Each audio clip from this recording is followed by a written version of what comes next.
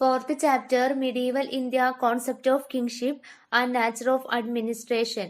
അഥവാ മധ്യകാല ഇന്ത്യ, രാജസങ്കല്പവും ഭരണരീതിയും.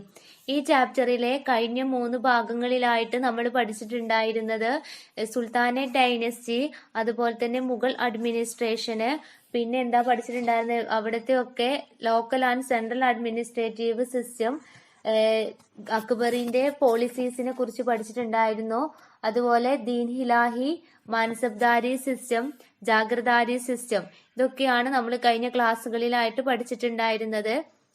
ഇനി നമുക്ക് പഠിക്കാനുള്ളത് Chola administration. Fourth, Chola administration അഥവാ ചോള ഭരണം. ചോള അഡ്മിനിസ്ട്രേഷൻ നോക്കാം. CE 9th and 14th സെഞ്ചുറിയില് സൗത്തേൺ ഇന്ത്യയില് പൊളിറ്റിക്കൽ പവർ ഉണ്ടായിരുന്നവരാണ് ചോളാസ്. അതായത് CE 9 മുതൽ 14 നൂറ്റാണ്ടുകൾക്കിടയില് ദക്ഷിണേന്ത്യയിലെ പ്രധാനപ്പെട്ടിട്ടുള്ള രാഷ്ട്രീയ ശക്തിയായിരുന്നു, പൊളിറ്റിക്കൽ പവർ ഉള്ളവരായിരുന്നു ചോളാസ് അഥവാ ചോളന്മാര്. ഈ ചോള അഡ്മിനിസ്ട്രേഷനിലെ ഇവർ കൺട്രി റൂൾ ചെയ്യുന്നത് ഒരു സെൻട്രൽ ഗവൺമെന്റിന്റെ റൂളിലാണ്. സെൻട്രൽ ഗവൺമെന്റ് ആണ് ഇവർ എന്ത് ചെയ്യുന്നത്, കൺട്രീനെ റൂൾ ചെയ്യുന്നുണ്ടായിരുന്നത്. കേന്ദ്ര ഭരണമാണ് ഉണ്ടായിരുന്നത്. ഈ ഒരു സെൻട്രൽ ഗവൺമെന്റിൽ ഇൻക്ലൂഡഡ് ആയിട്ടുണ്ടായിരുന്നത് കിങ് അഥവാ രാജാവ്, മിനിസ്റ്റേഴ്സ് ആസ് അഡ്വൈസർ, ഉപദേശകരായ മന്ത്രിമാര്, ആൻഡ് ദ ഓഫീസേഴ്സ്, ഉദ്യോഗസ്ഥര്. ഇങ്ങനെ ഇത് കൂടിയതായിരുന്നു എന്തെന്ന് പറയുന്നത്, ഇവരുടെ സെൻട്രൽ ഗവൺമെന്റ് എന്ന് പറയുന്നത്. കൺട്രീനെ റൂൾ ചെയ്തിട്ടുണ്ടായിരുന്നത് സെൻട്രൽ ഗവൺമെന്റ് ആണ്. സെൻട്രൽ ഗവൺമെന്റിൽ ഇൻക്ലൂഡ് ചെയ്തിട്ടുള്ളതാണ് ഒന്ന് കിങ്, രാജാവ്, സെക്കൻഡ് മിനിസ്റ്റേഴ്സ് ആസ് അഡ്വൈസേഴ്സ്, ഉപദേശകരായിട്ടുള്ള മന്ത്രിമാര്, തേർഡ് ഓഫീസേഴ്സ് എന്ന് പറയുമ്പോൾ ഉദ്യോഗസ്ഥര്. ചോള അഡ്മിനിസ്ട്രേഷനില് ചോളാസിന്റെ ഇൻഹെറിറ്റൻസ് സിസ്റ്റം അല്ലെങ്കിൽ പിന്തുടർച്ചാ അവകാശം എന്ന് പറയുന്നത് പാട്രിലീനിയൽ സിസ്റ്റം ആയിരുന്നു. അതായത് മക്കത്തായ അനുസരിച്ചിട്ടുള്ളതായിരുന്നു. മക്കത്തായ സിസ്റ്റം ആയിരുന്നു ഉണ്ടായിരുന്നത്. ഇവരുടെ സിസ്റ്റം ഓഫ് ഹെറിറ്റൻസ് എന്ന് പറയുന്നത് പാട്രിലീനിയൽ സിസ്റ്റം ആയിരുന്നു അഥവാ മക്കത്തായ സിസ്റ്റം ആയിരുന്നു. ഈ പാട്രിലീനിയൽ സിസ്റ്റം അല്ലെങ്കിൽ മക്കത്തായ സിസ്റ്റം എന്ന് പറയുമ്പോൾ ഈ ജെൻസ് ഉണ്ടാവുമല്ലോ, ഈ ഓരോ ഫാമിലിയിലെയും ജെൻസ് അല്ലെങ്കിൽ ആൺമക്കൾക്ക് ഇങ്ങനെ കൈമാറി വരുന്ന ഒരു പാരമ്പര്യം, ഇതാണ് എന്തുകൊണ്ട് ഉദ്ദേശിക്കുന്നത്, മക്കത്തായം അല്ലെങ്കിൽ പാട്രിലീനിയൽ സിസ്റ്റം എന്നതുകൊണ്ട് ഉദ്ദേശിക്കുന്നത്. അതുപോലെ ചോള അഡ്മിനിസ്ട്രേഷൻ റെഗുലേറ്റ് ചെയ്തിട്ടുണ്ടായിരുന്നത് റോയൽ ഡിഗ്രീസിലൂടെയായിരുന്നു. റോയൽ ഡിഗ്രീസ് എന്ന് പറയുമ്പോൾ രാജകൽപ്പനയിലൂടെ അല്ലെങ്കിൽ രാജശാസനകളിലൂടെയൊക്കെ ആയിരുന്നു ഇവരുടെ ചോള അഡ്മിനിസ്ട്രേഷൻ റെഗുലേറ്റ് ചെയ്തിട്ടുണ്ടായിരുന്നത്, ചോള ഭരണം നിയന്ത്രിക്കപ്പെട്ടിട്ടുണ്ടായിരുന്നത്. നമ്മൾ പറഞ്ഞു ചോള അഡ്മിനിസ്ട്രേഷനില് അവരുടെ അഡ്മിനിസ്ട്രേഷൻ റെഗുലേറ്റ് ചെയ്തിട്ടുണ്ടായിരുന്നത് എന്തിന്റെ ബേസിലായിരുന്നു, റോയൽ ഡിഗ്രീസിന്റെ അല്ലെങ്കിൽ രാജകൽപ്പനയുടെ ബേസിലായിരുന്നു എന്ന്. ഇങ്ങനെയുള്ള ഈ ഒരു റോയൽ ഡിഗ്രീസ് അല്ലെങ്കിൽ രാജശാസനങ്ങള് പ്രധാനമായിട്ടുള്ള ഉദ്യോഗസ്ഥനുണ്ട്. അതിന് വിളിക്കുന്ന പേരാണ് ഒലൈനായകം.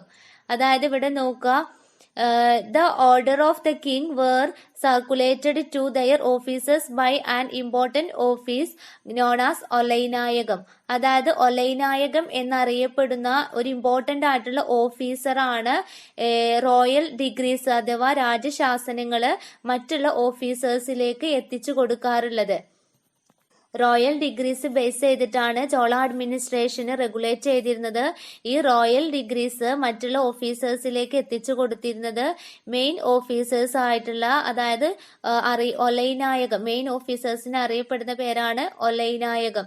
ഈ ഓഫീസറാണ് മറ്റുള്ള ഓഫീസേഴ്സിലേക്ക് എത്തിച്ചു കൊടുത്തിട്ടുണ്ടായിരുന്നത്, ഈ ഒരു റോയൽ ഡിഗ്രീസ് അല്ലെങ്കിൽ രാജകൽപ്പനകള് എത്തിച്ചു കൊടുത്തിട്ടുണ്ടായിരുന്നത്. ചോള അഡ്മിനിസ്ട്രേഷന്റെ മറ്റൊരു ഫീച്ചർ എന്ന് പറയുന്നത്, ഇമ്പോർട്ടന്റ് ആയിട്ടുള്ള ഫീച്ചർ എന്ന് പറയുന്നത് strong military system including A navy. എന്താണ്?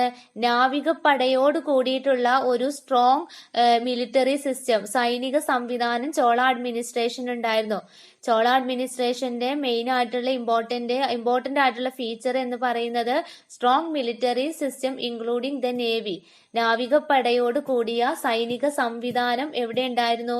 ചോള അഡ്മിനിസ്ട്രേഷനിൽ ഉണ്ടായിരുന്നു. ഇനി പഠിക്കാനുള്ളത് ദ വില്ലേജ് ഓട്ടോണമി അഥവാ ഗ്രാമ സ്വയംഭരണം. വില്ലേജ് ഓട്ടോണമി അഥവാ ഗ്രാമ സ്വയംഭരണം. ഇവിടെ കൊടുത്തിരിക്കുന്ന ഈ ഇൻസ്ക്രിപ്ഷൻ ഒന്ന് നോക്കുക. ഇത് ഉത്തരമേരൂർ ഇൻസ്ക്രിപ്ഷന്റെ ഒരു പാർട്ടാണ്, ഒരു ചെറിയൊരു ഭാഗമാണ് ഇവിടെ കൊടുത്തിട്ടുള്ളത്. അതായത് ഉത്തരമേരൂർ ശാസനത്തിൽ നിന്നുള്ള ചെറിയൊരു പരാമർശമാണ്, ഇൻസ്ക്രിപ്ഷൻ ആണ് ഇവിടെ നൽകിയിട്ടുള്ളത്. ഇതിൽ എന്താണ് പറയുന്നത് എന്ന് നോക്കാം. ഇതിൽ പറയുന്നത് ഗ്രാമസഭാ മന്ദിരത്തില് ഒരു കോമൺ സഭയുടെ മീറ്റിംഗ് ഹെൽഡ് ചെയ്തെന്നും ആ ഒരു സഭയിലൂടെ ചതുർവേദി മംഗളം അതുപോലെ തന്നെ ഉത്തരമേരൂർ എന്നിവിടങ്ങളിലേക്ക് റെപ്രസെന്റേറ്റീവിനെ തെരഞ്ഞെടുത്തു എന്നതാണ് ഈ ഒരു ഇൻസ്ക്രിപ്ഷനിലൂടെ പറയുന്നത്. ഈ ഒരു ഇൻസ്ക്രിപ്ഷന് വായിക്കുന്ന സമയത്ത് ഇതില് പരാമർശിക്കുന്നത് അവിടുത്തെ വില്ലേജ് ഓട്ടോണമിയെ കുറിച്ചിട്ടാണ്. അതായത് ചോള ഭരണത്തിൽ നിലനിന്നിട്ടുണ്ടായിരുന്ന ഗ്രാമ സ്വയം ഭരണത്തെയാണ് അല്ലെങ്കിൽ വില്ലേജ് ഓട്ടോണമിയെയാണ് ഈ ഒരു ഇൻസ്ക്രിപ്ഷനിലൂടെ എന്ത് ചെയ്യുന്നത്? കാണിക്കുന്നത്. ചോള പീരിയഡിൽ നിലനിന്നിട്ടുണ്ടായിരുന്നത് വില്ലേജ് ഓട്ടോണമി അല്ലെങ്കിൽ ഗ്രാമ സ്വയം ഭരണമായിരുന്നു. ആ ഒരു വില്ലേജ് ഓട്ടോണമിന്റെ ഇമ്പോർട്ടന്റ് ആയിട്ടുള്ള ഫീച്ചേഴ്സ് അല്ലെങ്കിൽ പ്രധാനമായിട്ടുള്ള സവിശേഷതകൾ എന്താണെന്ന് നോക്കാം. നോക്കുക, ചോള അഡ്മിനിസ്ട്രേഷനില് ചോള കിങ്സ് അഡ്മിനിസ്ട്രേഷൻ കൺവീനിയൻസിന് വേണ്ടിയിട്ട്, ഭരണ സൗകര്യത്തിന് വേണ്ടിയിട്ട് കൺട്രിയെ നാലാക്കിയിട്ട് ഡിവൈഡ് ചെയ്തു. 1 മണ്ഡലംസ്, 2 വളനാട്സ്, 3 നാട്സ്, 4 കോട്ടം. ഇങ്ങനെ 4 ആക്കിയിട്ടാണ് ആര് ഡിവൈഡ് ചെയ്തത്? ചോള കിങ്സ് കൺട്രീനെ ഡിവൈഡ് ചെയ്തത്. ഫസ്റ്റ് 1 മണ്ഡലംസ്, സെക്കൻഡ് 1 വളനാട്സ്, തേർഡ് നാട്സ്, ഫോർത്ത് കോട്ടം. ഇവയില് കോട്ടം എന്ന് പറയുന്നത് A group of autonomous village formed A കോട്ടം. കോട്ടം എന്ന് പറയുന്നത് സ്വയം ഭരണാധികാരമുള്ള ഗ്രാമങ്ങളുടെ ഗ്രൂപ്പിനെയാണ് ഓട്ടോണമസ് വില്ലേജ്, സ്വയം ഭരണാധികാരമുള്ള വില്ലേജുകളുടെ ഗ്രൂപ്പിനെയാണ് എന്തെന്ന് വിളിക്കുന്നത്? കോട്ടം എന്ന് വിളിക്കുന്നത്. നെക്സ്റ്റ് പോയിന്റ്, വില്ലേജ് പീപ്പിള് അല്ലെങ്കിൽ ഗ്രാമീണ ജനങ്ങളില് വില്ലേജ് അഡ്മിനിസ്ട്രേഷനുമായിട്ട് റിലേറ്റഡ് ആയിട്ടുള്ള എല്ലാ റെസ്പോൺസിബിലിറ്റീസും അതുപോലെ തന്നെ അതോറിറ്റീസുകള്, ഉത്തരവാദിത്തങ്ങളും അധികാരങ്ങളും ഒക്കെ വില്ലേജ് പീപ്പിളില് എന്തായിരുന്നു? നിക്ഷിപ്തമായിരുന്നു. വില്ലേജ് പീപ്പിളില് വില്ലേജിലെ അഡ്മിനിസ്ട്രേഷന് അതുപോലെ തന്നെ അതോറിറ്റീസ്, റെസ്പോൺസിബിലിറ്റിയുമായിട്ട് ബന്ധപ്പെട്ടിട്ടുള്ള കാര്യങ്ങള് ഒക്കെ വില്ലേജ് പീപ്പിളിൽ എന്തായിരുന്നു? നിക്ഷിപ്തമായിരുന്നു. നെക്സ്റ്റ് പോയിന്റ്, വില്ലേജ് അഡ്മിനിസ്ട്രേഷന്റെ പർപ്പസിന് വേണ്ടിയിട്ട്, അതായത് ഗ്രാമഭരണത്തിന്റെ പർപ്പസുകൾക്ക് വേണ്ടിയിട്ട് വില്ലേജസ് എന്ത് ചെയ്തു വെച്ചാല് 2 കൗൺസിൽസ് ഉണ്ടാക്കിയെടുത്തു, 2 സമിതികൾ ഉണ്ടാക്കിയെടുത്തു. അവയിൽ 1 ഊർ, 2 സഭ. 1 ഊർ, 2 സഭ. വില്ലേജ് അഡ്മിനിസ്ട്രേഷന്റെ പർപ്പസിന് വേണ്ടിയിട്ട് ഇവരെന്ത് ചെയ്യാണ്? 2 കൗൺസിൽസ് അവർ മെയിൻറ്റെയിൻ ചെയ്യാണ്. 2 കൗൺസിൽസ് നിലനിർത്തി കൊണ്ടുവന്നു. അവയിൽ 1 ഊർ, മറ്റൊന്ന് സഭ. ഇതില് ഉർ എന്നതില് വോൾ വില്ലേജസ്, അതായത് the people of whole villages, വില്ലേജിലെ മൊത്തം ജനങ്ങളും ഉൾക്കൊള്ളുന്നതാണ് ഉർ എന്ന് പറയുന്നത്. ശ്രദ്ധിക്കുക, ഈ ഉർ എന്ന് പറയുന്നതിലെ വില്ലേജിലെ മൊത്തം പീപ്പിളും എന്താണ്? ഇൻക്ലൂഡഡ് ആണ്, ഉൾപ്പെട്ടതാണ്. എന്നാൽ സഭ എന്ന് പറയുന്നത് ബ്രാഹ്മിൻസ് മാത്രം ഉള്ളതാണ്. സഭ എന്ന് പറയുന്നത് ബ്രാഹ്മിൻസ് മാത്രം ഉൾപ്പെട്ടതാണ്. ഏതെന്ന് പറയുന്നത്? സഭ എന്ന് പറയുന്നത്. ഈ സഭയുടെ അസംബ്ലി ഒക്കെ നടന്നിട്ടുണ്ടായിരുന്നത് അല്ലെങ്കിൽ സമിതികളൊക്കെ അവർ കൂടിയിട്ടുണ്ടായിരുന്നത് ടെമ്പിൾസിലായിരുന്നു അല്ലെങ്കിൽ ക്ഷേത്ര പരിസരത്തായിരുന്നു. ശ്രദ്ധിക്കുക, ഉർ എന്ന് പറയുന്നതില് അവരുടെ 2 കൗൺസിൽസ് ഉർ ആൻഡ് സഭ. ഉറില് എല്ലാ ജനങ്ങളും ഉണ്ടായിരുന്നു, സഭയില് ബ്രാഹ്മിൻസ് മാത്രമേ ഉണ്ടായിരുന്നുള്ളൂ. ശ്രദ്ധിക്കുക, ചോള അഡ്മിനിസ്ട്രേഷന്റെ കാലഘട്ടത്തിൽ ഉണ്ടായിരുന്നത് വില്ലേജ് ഓട്ടോണമി ആണ്. ഇവര് കൺട്രീനെ അഡ്മിനിസ്ട്രേറ്റീവ് കൺവീനിയൻസിന് വേണ്ടിയിട്ട് 4 ആക്കിയിട്ട് ഡിവൈഡ് ചെയ്തു. ഫസ്റ്റ് മണ്ഡലം, സെക്കൻഡ് വളനാട്സ്, തേർഡ് നാട്സ്, ഫോർത്ത് കോട്ടം. അതിൽ കോട്ട എന്ന് പറയുന്നത് A group of autonomous village ആണ്. അതായത് സ്വയം ഭരണാധികാരമുള്ള വില്ലേജുകളുടെ ഗ്രൂപ്പിനെയാണ് കോട്ടം എന്ന് പറയുന്നത്. അതുപോലെ തന്നെ വില്ലേജസ് 2 കൗൺസിൽസ് ഉണ്ടാക്കിയെടുത്തു. അവയിൽ ഒന്നാണ് ഉർ, സെക്കൻഡ് സഭ.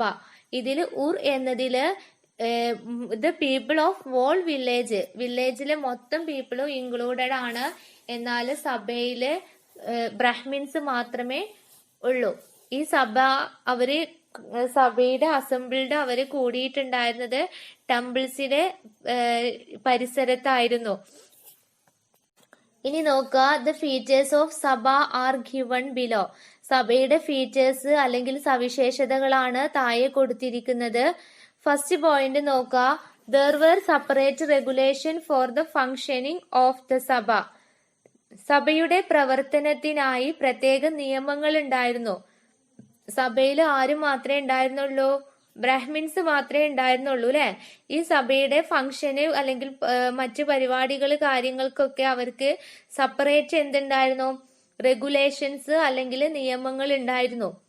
സെക്കൻഡ് പോയിന്റ് നോക്കുക, ദ സഭ was divided into many panchayat with separate responsibility for administrative convenience. അതായത് ഈ സഭകളെ എന്താക്കി? പഞ്ചായത്തുകളാക്കിയിട്ട് തരം തിരിച്ചിട്ടുണ്ടായിരുന്നു. എന്തിനു? ഭരണനിർവഹണത്തിന് വേണ്ടിയിട്ടാണ് കേട്ടോ. അഡ്മിനിസ്ട്രേറ്റീവ് കൺവീനിയൻസിന് വേണ്ടിയിട്ട് സഭയെ ഒരുപാട് പഞ്ചായത്തുകളാക്കിയിട്ട് തരം തിരിച്ച് നിശ്ചയിച്ചു നൽകിയിരുന്നു. Third point, the member of the panchayat were determined through both selection and election. ഇവിടെ പറയുന്നത് സെലക്ഷനിലൂടെയും ഇലക്ഷനിലൂടെയും, തിരഞ്ഞെടുപ്പിലൂടെയും അതുപോലെ തന്നെ നറുക്കെടുപ്പിലൂടെയുമാണ് ആരെ തീരുമാനിച്ചിട്ടുണ്ടായിരുന്നത്? പഞ്ചായത്ത് മെമ്പറിനെ ഡിറ്റർമൈൻ ചെയ്തിട്ടുണ്ടായിരുന്നത് അല്ലെങ്കിൽ നിയമിച്ചിട്ടുണ്ടായിരുന്നത്. Next point, the member were elected annually. ഇവര് മെമ്പേഴ്സിനെ അല്ലെങ്കിൽ പഞ്ചായത്തിലേക്കുള്ള അംഗങ്ങളെ തെരഞ്ഞെടുത്തിരുന്നത് വർഷം തോറും ഇവരെന്ത് ചെയ്തിട്ടുണ്ടായിരുന്നു? തെരഞ്ഞെടുപ്പ് അല്ലെങ്കിൽ ഇലക്ഷന് നടത്തിയിട്ടുണ്ടായിരുന്നു. Next point, 1 person could serve as the member of panchayat for a maximum of 3 consecutive system. അതായത് ഒരു വ്യക്തിക്ക് തുടർച്ചയായിട്ട് പരമാവധി 3 തവണ മാത്രമാണ് പഞ്ചായത്തില് അംഗമായി ഇരിക്കാനുള്ള അവസരം നൽകിയിട്ടുണ്ടായിരുന്നത്. ഒരു വ്യക്തിക്ക് കണ്ടിന്യൂസ് ആയിട്ട് അല്ലെങ്കിൽ തുടർച്ചയായിട്ട് പഞ്ചായത്തില് അംഗമാവാനുള്ള അവസരം എന്ന് പറയുന്നത് വെറും എത്രയായിരുന്നു? 3 തവണ മാത്രമായിരുന്നു. Next point, those who were accused of crimes such as bribery and theft were not given the chance to contest in the election. അതായത് ബ്രിബറി ആൻഡ് തെഫ്റ്റ്, കൈക്കൂലി അല്ലെങ്കിൽ കളവ് നടത്തുന്നവർക്ക് വീണ്ടും തെരഞ്ഞെടുപ്പില് മത്സരിക്കാനുള്ള എന്തുണ്ടായിരുന്നില്ല? അവകാശം ഉണ്ടായിരുന്നില്ല. ഇത്തരത്തിലുള്ള ക്രൈം ചെയ്യുന്നവർക്ക് ബ്രിബറി ആൻഡ് തെഫ്റ്റ്, ഇത്തരത്തില് കൈക്കൂലി കളവും ഒക്കെ ചെയ്യുന്നവർക്ക് എലക്ഷനില് മത്സരിക്കുന്നതിനുള്ള അവകാശം ഉണ്ടായിരുന്നില്ല. Next point, the member of sabha were called perumakkal and member of panchayat were known as variya perumakkal. അതായത് നോക്കുക, സഭയിലെ അംഗങ്ങളെ പെരുമക്കൾ എന്നും എന്നാൽ പഞ്ചായത്തിലെ അംഗങ്ങളെ വാരിയ പെരുമക്കൾ എന്നുമാണ് അറിയപ്പെട്ടിരുന്നത്. സഭയിലെ അംഗങ്ങളെ പെരുമക്കൾ എന്നും പഞ്ചായത്തിലെ അംഗങ്ങളെ വാരിയ പെരുമക്കൾ എന്നുമാണ് അറിയപ്പെട്ടിരുന്നത്. Once again features of sabha അഥവാ സഭയുടെ സവിശേഷതകള്. First point, there were separate regulation for the functioning of the സഭ. സഭയുടെ പ്രവർത്തനത്തിനായി പ്രത്യേക നിയമങ്ങൾ ഉണ്ടായിരുന്നു.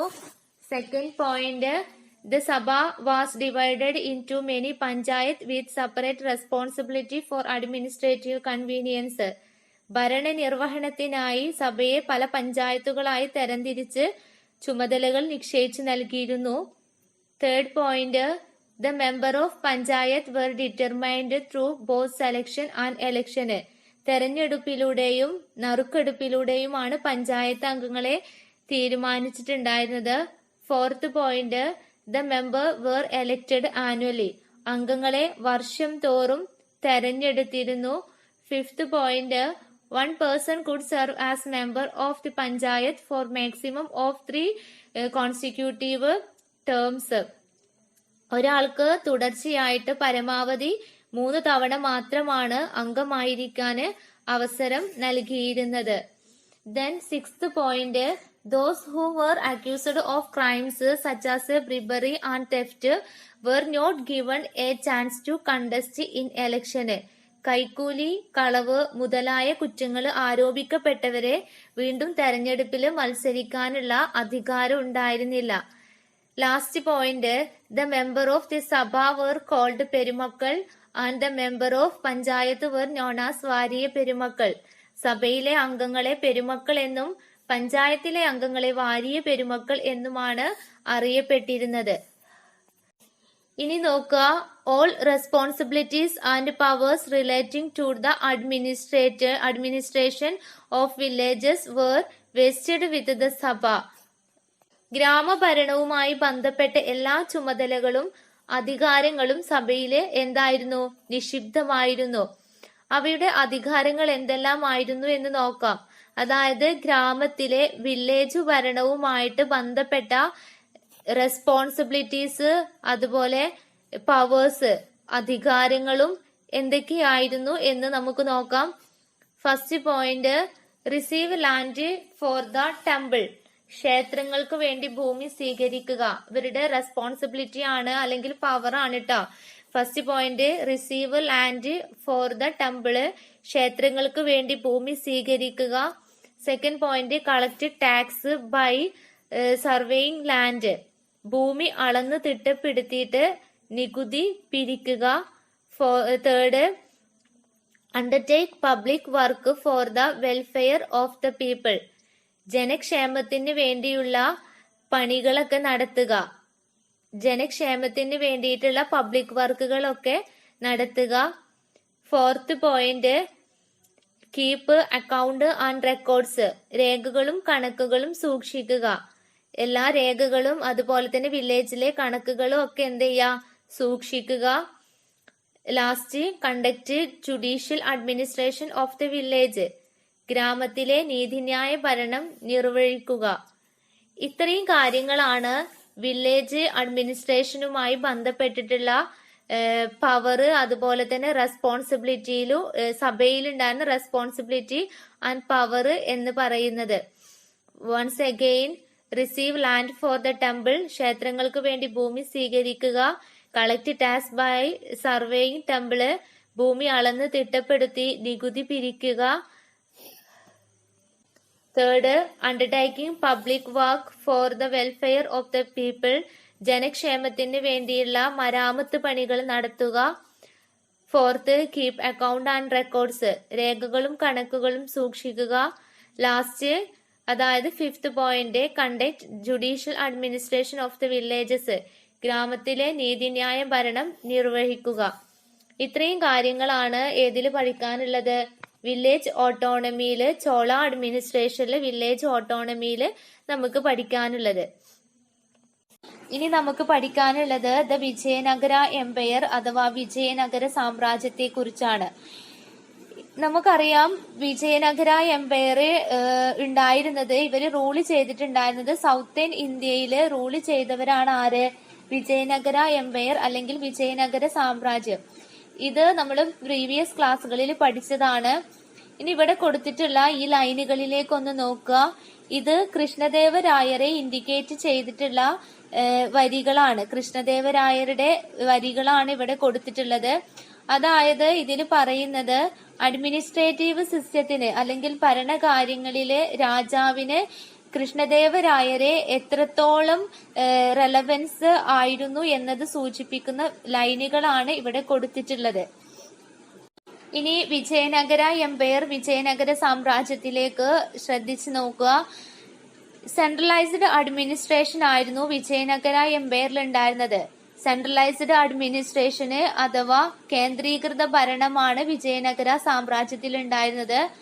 അതുപോലെ തന്നെ മറ്റ് എല്ലാ ഡൈനസ്റ്റിനെ പോലെ തന്നെയും അല്ലെങ്കിൽ അഡ്മിനിസ്ട്രേഷനെ പോലെ തന്നെയും ഒരു സ്ട്രോങ് ആർമിയുടെ സപ്പോർട്ടോട് കൂടിയിട്ടാണ് രാജാവിന് ഉണ്ടായിരുന്നത്. ഒരു സ്ട്രോങ് ആർമിയുടെ സപ്പോർട്ട് ആർക്കുണ്ടായിരുന്നു? രാജാവിന് ഉണ്ടായിരുന്നു.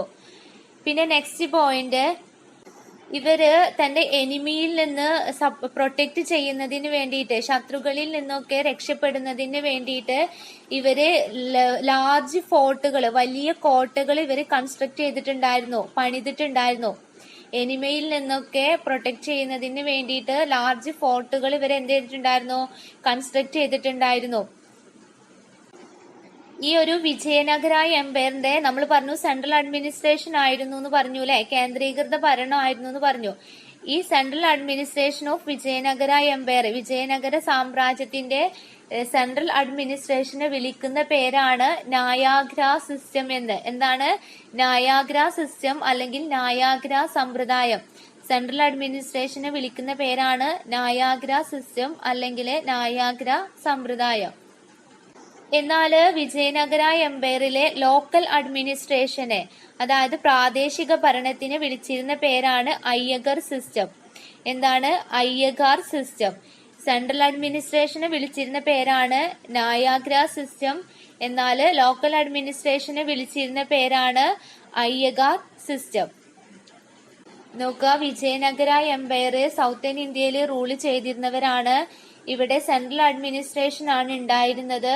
ഇവിടെ സെൻട്രൽ അഡ്മിനിസ്ട്രേഷനെ വിളിക്കുന്ന പേരാണ് Vijayanagara empire system and local അഡ്മിനിസ്ട്രേഷനെ വിളിക്കുന്ന പേരാണ് അയ്യാഗർ സിസ്റ്റം.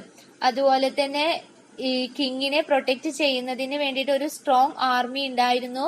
അതുപോലെ എനിമിയിൽ നിന്നും പ്രൊട്ടക്ട് ചെയ്യുന്നതിന് വേണ്ടിയിട്ട് ഇവര് ലാർജ് ഫോർട്ടുകൾ പണിതിട്ടുണ്ടായിരുന്നു. ഇനി നായാഗ്ര സിസ്റ്റം, അതായത് നായാഗ്ര സമ്പ്രദായം.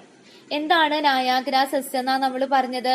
വിജയനഗര എംപയറിലെ സെൻട്രൽ അഡ്മിനിസ്ട്രേഷനെ വിളിക്കുന്ന പേരാണ് എന്ത്? നായാഗ്ര സിസ്റ്റം അല്ലെങ്കിൽ നായാഗ്ര സമ്പ്രദായം എന്നത്. വിജയനഗര എംപയറിലെ സെൻട്രൽ അഡ്മിനിസ്ട്രേഷന്റെ ഹെഡ് എന്ന് പറയുന്നത് കിങ് ആയിരുന്നു. വിജയനഗര സാമ്രാജ്യത്തിലെ കേന്ദ്രീകൃത ഭരണത്തിന്റെ തലവൻ എന്ന് പറയുന്നത് ആരാണ്? കിങ് ആയിരുന്നു. അതുപോലെ തന്നെ അഡ്മിനിസ്ട്രേഷന്റെ കാര്യങ്ങളിൽ കിങ്ങിനെ അസിസ്റ്റ് ചെയ്യുന്നതിന്, അഡ്മിനിസ്ട്രേഷൻ കാര്യങ്ങളിൽ കിങ്ങിനെ അസിസ്റ്റ് ചെയ്യുന്നതിന് റോയൽ ഓഫീസേഴ്സും അതുപോലെ തന്നെ മിനിസ്റ്റേഴ്സും ഉണ്ടായിരുന്നു. ഉദ്യോഗസ്ഥരും അതുപോലെ മന്ത്രിമാരും രാജാവിന്റെ കൂടെ ഉണ്ടായിരുന്നു. എന്നാല് ഡയറക്റ്റ് ആയിട്ട് കിങ്ങിനെ കൺട്രോൾ ചെയ്യാന് ഉണ്ടായിരുന്നത്, ഡയറക്റ്റ് ആയിട്ട് കിങ്ങിന്റെ ഡയറക്റ്റ് കൺട്രോളിന് ഉണ്ടായിരുന്നത് ഒരു സ്മോൾ ആർമി ആയിരുന്നു. കിങ്ങിനെ ഡയറക്റ്റ് കൺട്രോൾ ചെയ്യുന്നതിന് ഉണ്ടായിരുന്നത് എന്തായിരുന്നു? ഒരു സ്മോൾ ആർമിയാണ് ഡയറക്റ്റ് കൺട്രോൾ ചെയ്യാൻ വേണ്ടിയിട്ട് ഉണ്ടായിരുന്നത്. അതുപോലെ തന്നെ പ്രൊവിൻഷ്യൽ ഗവർണേഴ്സ്, അതായത് പ്രവിശ്യയിലെ ഗവർണർമാര് അവര് എന്ത് ചെയ്തിട്ടുണ്ടായിരുന്നു? അവര് member of soldiers, fixed number of soldiers, അവര് പ്രവിശ്യ ഗവർണർമാര് അവരെന്ത് ചെയ്തിട്ടുണ്ടായിരുന്നു? സൈന്യത്തെ സംരക്ഷിച്ച് നിലനിർത്തിയിരുന്നു. സൈന്യത്തെയൊക്കെ എന്ത് ചെയ്തിട്ടുണ്ടായിരുന്നു? സോൾജേഴ്സിനെ അവര് സംരക്ഷിച്ച് മെയിൻറ്റെയിൻ ചെയ്ത് ഫിക്സ് ചെയ്ത് നിർത്തുമായിരുന്നു. എന്നിട്ട് കിങ്ങിന് നെസസറി അല്ലെങ്കിൽ ആവശ്യമാണെന്ന് തോന്നുന്ന സമയത്ത് കിങ്ങിന് മിലിറ്ററിനെ അല്ലെങ്കിൽ സോൾജേഴ്സിനെ ആവശ്യമാണെന്ന് തോന്നുന്ന സമയത്ത് പ്രൊവിൻഷ്യൽ ഗവർണേഴ്സ് എന്ത് ചെയ്യും? കിങ്ങിന് ആർമീനെ വിട്ടുകൊടുക്കുകയാണ് ചെയ്തിട്ടുണ്ടായിരുന്നത്. കിങ്ങിന് ആർമീനെ ആവശ്യമാണെന്ന് തോന്നുന്ന സമയത്ത് ഗവർണേഴ്സ് ആർമീനെ കിങ്ങിന് വിട്ടുകൊടുക്കുമായിരുന്നു. ഈ ഒരു മിലിറ്ററി ഹെഡിന് അല്ലെങ്കിൽ സൈനിക തലവൻക്ക് രാജാവ് അവാർഡ് ചെയ്തിട്ടുണ്ടായിരുന്നത് എന്താണ്? Title of Nayak. നായക് എന്ന ഒരു പദവി രാജാവ് മിലിറ്ററി ഹെഡിന് കൊടുത്തിരുന്നു. അതുപോലെ തന്നെ സ്പെസിഫിക് ഏരിയ ഓഫ് ലാൻഡിലെ അല്ലെങ്കിൽ ഭൂമിയുടെ ഒരു നിശ്ചിത ഭാഗവും ആർക്ക് കൊടുത്തിട്ടുണ്ടായിരുന്നു? മിലിറ്ററി ഹെഡിന് രാജാവ് കൊടുത്തിട്ടുണ്ടായിരുന്നു.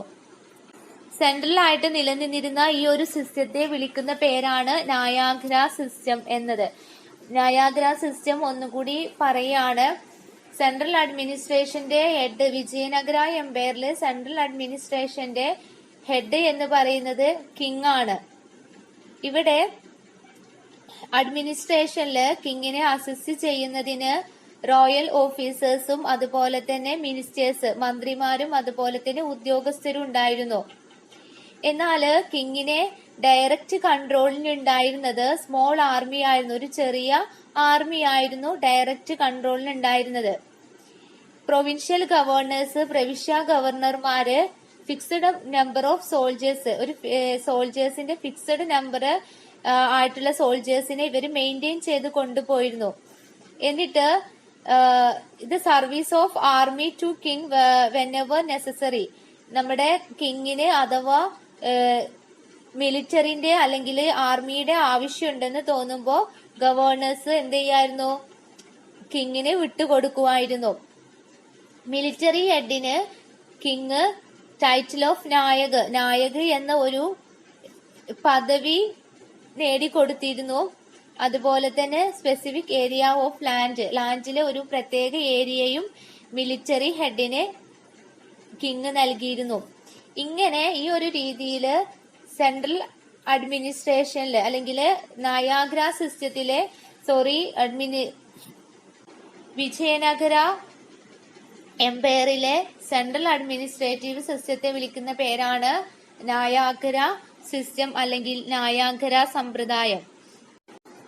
ഇനി നമുക്ക് പഠിക്കാനുള്ളത് അയ്യഗാർ സിസ്റ്റം ആണ്. നയാഗ്ര സിസ്റ്റം എന്ന് പറയുന്നത് എവിടത്തെ ആയിരുന്നു? സെൻട്രൽ അഡ്മിനിസ്ട്രേറ്റീവ് സിസ്റ്റം ആയിരുന്നു അല്ലെ. എന്നാൽ അയ്യഗാർ സിസ്റ്റം എന്ന് പറയുന്നത് എവിടത്തെയാണ്?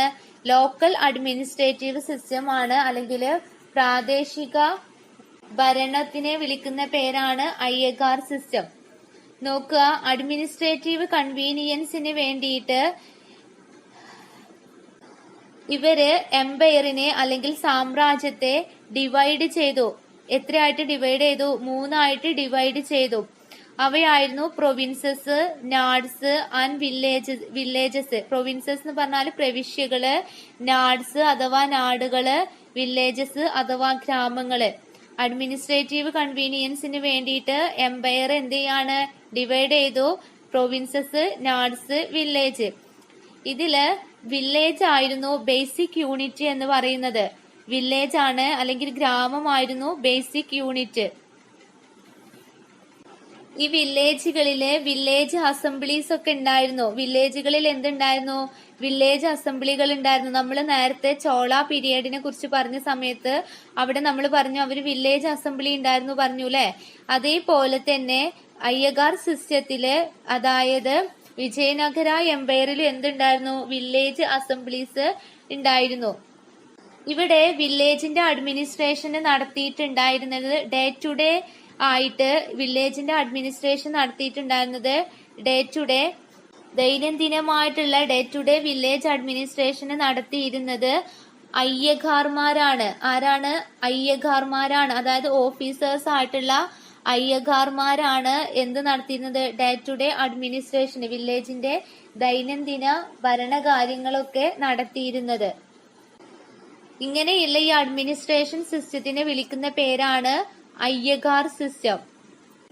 നമ്മൾ പറഞ്ഞു സെൻട്രൽ അഡ്മിനിസ്ട്രേഷന്റെ വിളിക്കുന്ന പേരാണ് നയാഗ്ര സിസ്റ്റം അല്ലെ. അതേപോലെ തന്നെ അതിന് സെയിം ആണ് എന്തെന്ന് പറയുന്നത്? വില്ലേജ് അഡ്മിനിസ്ട്രേഷനിലെ അയ്യഗാർ സിസ്റ്റം.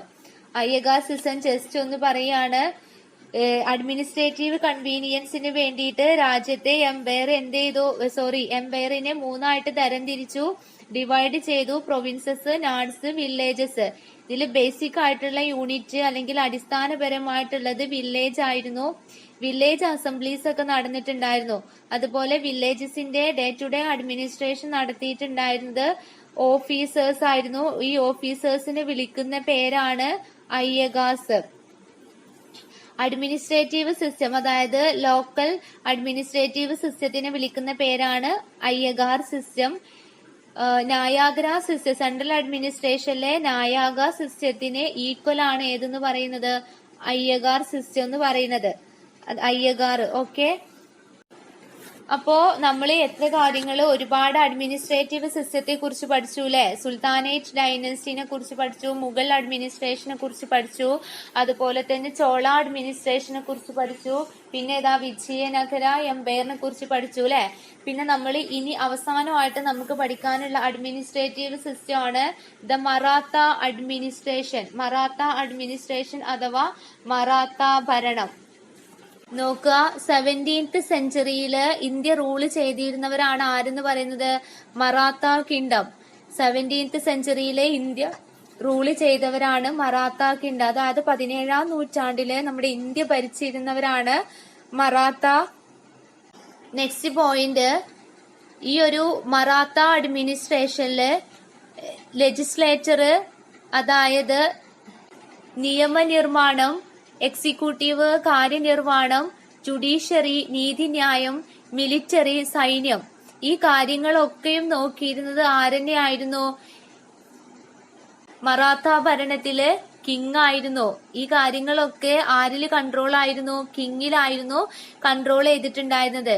നോക്കുക, the Maratha king was also supreme authority with powers over the legislature, executive, judiciary and military.